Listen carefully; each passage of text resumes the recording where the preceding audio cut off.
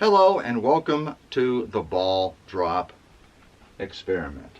This is an experiment where we actually measure the acceleration due to gravity.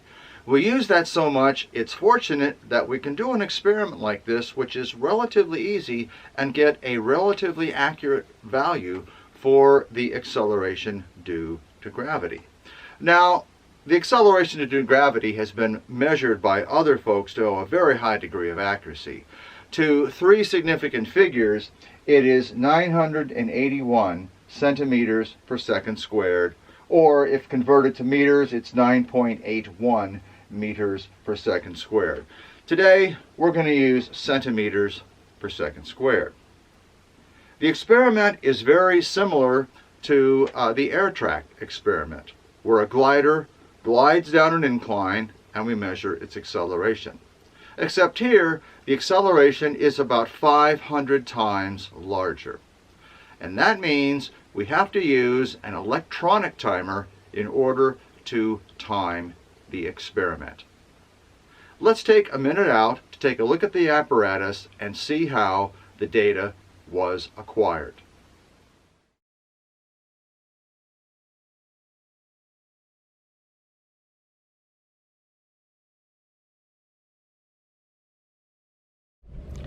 This is the caliper that we use to adjust the height of the ball.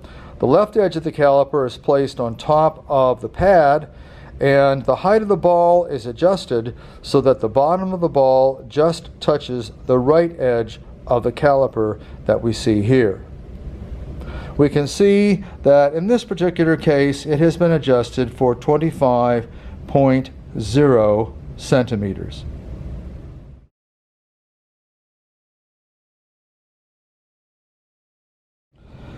This is the pad that the ball falls onto. It is actually a switch.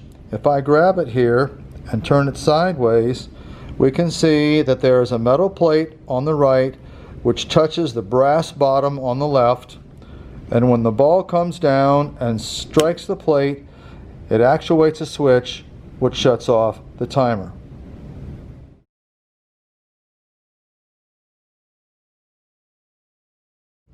This is the timer that we use. Notice that it is accurate to within a 10,000th of a second, though we find that if we drop the ball several times, there are variations in the third and fourth decimal places. If I press the timer to reset it and then drop the ball, we see that we get a time of 0.2239, or rounding that, 0.224 seconds for a distance of 25 centimeters.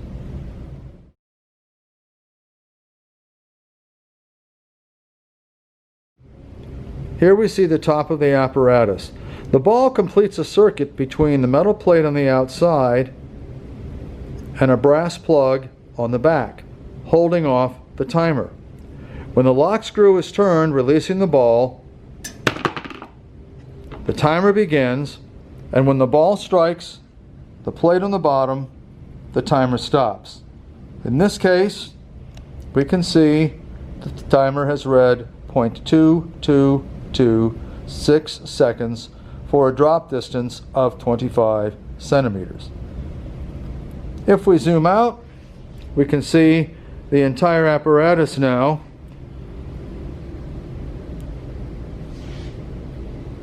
The holder is now at top center. The stop plate is in the white tub at the bottom. The timer is over on the left, indicating 0.2226 seconds. And the meter stick caliper is over here on the left, set at 25 centimeters, having been used to adjust the height of the ball to 25 centimeters. Now that we know how the data was acquired, we can look at the chart which is provided in the student handout. The amount of fall of the ball is 25 to 100 centimeters in increments of about 12.5 centimeters. Very convenient. That gives us 1, 2, 3, 4, 5, 6, 7 data points, which is more than sufficient. For each particular distance, the ball was dropped 3 times. That's what T1, T2, and T3 are. Dropping it more than 3 times turns out to be extra work. Dropping it less than 3 times doesn't give us quite the accuracy that we need. The data analysis for this experiment is nearly identical to the data analysis for the air track experiment. The only difference is, because we have 3 times for each distance, we have to average those 3 together. So if you look at the chart in the student worksheet, you will see the 3 different times that we obtained for each distance. The first thing you have to do is to average those 3 together to get the average time, and you can record that to 3 significant figures, or that would be in this case 3 decimal places. You should show 2 sample calculations of that particular analysis. Once you have the average time, you can divide it into the distance of fall to get the average velocity. And that will be in centimeters per second. Again, you should show 2 calculations in your sample calculations with units. There should be seconds in each of these times for the average. There should be centimeters in the top here, seconds in the bottom, and centimeters per second coming out. As I like to say, units go in and units come out. So you'll have the average velocity of fall for each of these different distances. Now, that is not what we need to plot. We need the velocity of the ball at the bottom when it hits the pad. Because it's speeding up continuously, this is not the speed at the bottom.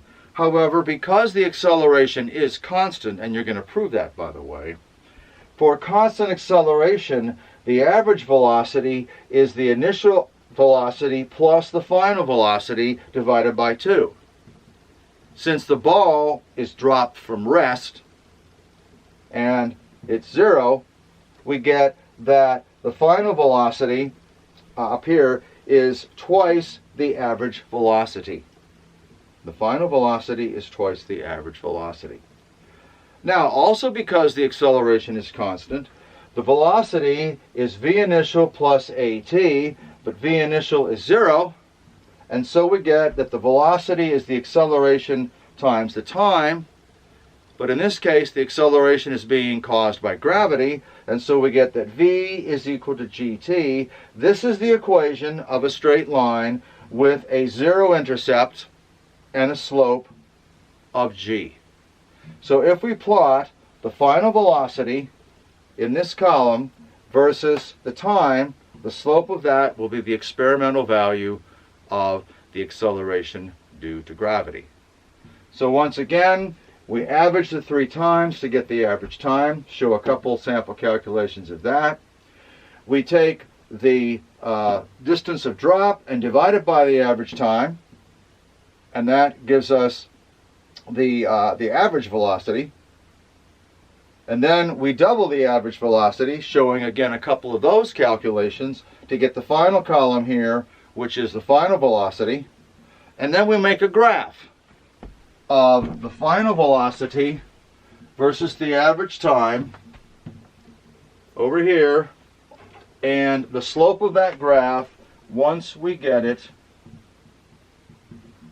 will be our experimental value for the acceleration due to gravity. Now, we've made graphs a couple of times before. I would recommend that you do a landscape mode, so that when you make your graph, you do it this way rather than this way. So if you do it this way, it also turns out that if you do the velocity, the final velocity on the vertical axis, if you make each little square 20 centimeters per second, so it goes 20, 40, 60, 80, 100, 20, 40, 60, 80, 200, 300, 400, 500. The maximum velocity is somewhere around 400 or 500 centimeters per second, so that will nicely fill up this side. And then as you go across the bottom, if you make each little square 0.02 seconds, 200ths, 400ths, 600, 800ths, 0.1, 12, 0.14, 0.16, 0.18, 0.20, and so forth. The longest time is about 0.45 seconds, so that will put you up here. You plot your points, as we have done in the past, carefully. Circle each of your data points to offset it so that it doesn't disappear when you draw your best fit line. Then, doing a much better job than I have done here, you draw your best fit line so that some of the points might be above, some might be below, but the general trend is fit by the line that you draw. This is a very sophisticated averaging process. It's a very good way, subtracts out certain types of errors. Once you have your straight line, you choose 2 points, not data points, that you're going to use to calculate the slope of the line that you drew.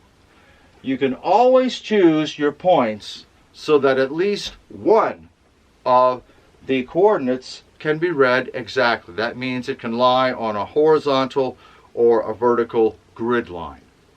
It is very unlikely that you'll find points that are right where the lines cross. Just being close to where they cross is not good enough.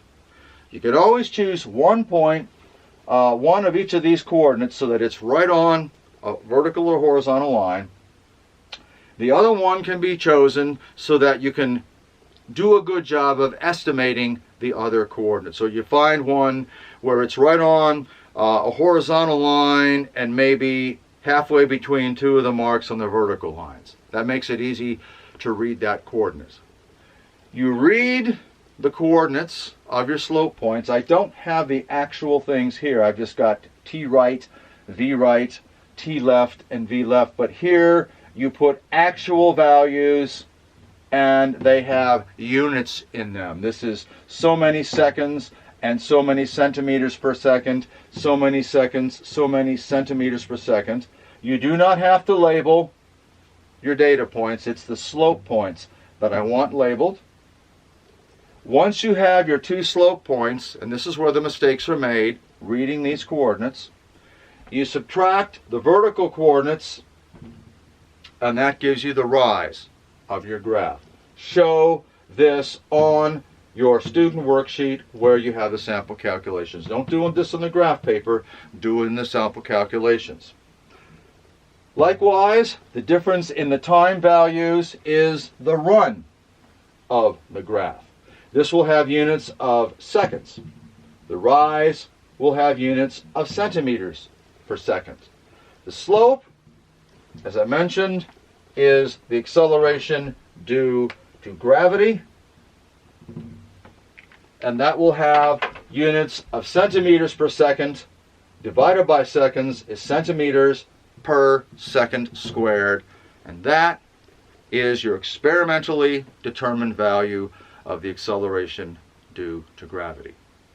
Since we know it is 981 centimeters per second squared, you can compare your value to the reference value and calculate the percent deviation in your experimental value. By the way, don't get upset if you get a value of, say, 1,010 centimeters per second squared. Advertisers have known for years that if you advertise something for $10, people won't buy it. But advertise it for $9.98 and they'll buy it. They think it's a lot cheaper. That extra digit psychologically makes you think it's much bigger, but it actually turns out if you get 1,000 centimeters per second squared, that's actually not that far off. It's only a couple percent off or something. Okay? So that if you get something over 1,000, that's not unusual. And if, of course, if you get something less than 980, that's not unusual either. You're not going to get it exactly. In any case, you can calculate the percent deviation. This could be positive if your value is above 981. It could be negative if it's below 981. And if it is negative, include it. Don't forget to include your introduction. I looked at some of the labs already that came in, haven't got them all done yet, but some of the introductions were too short.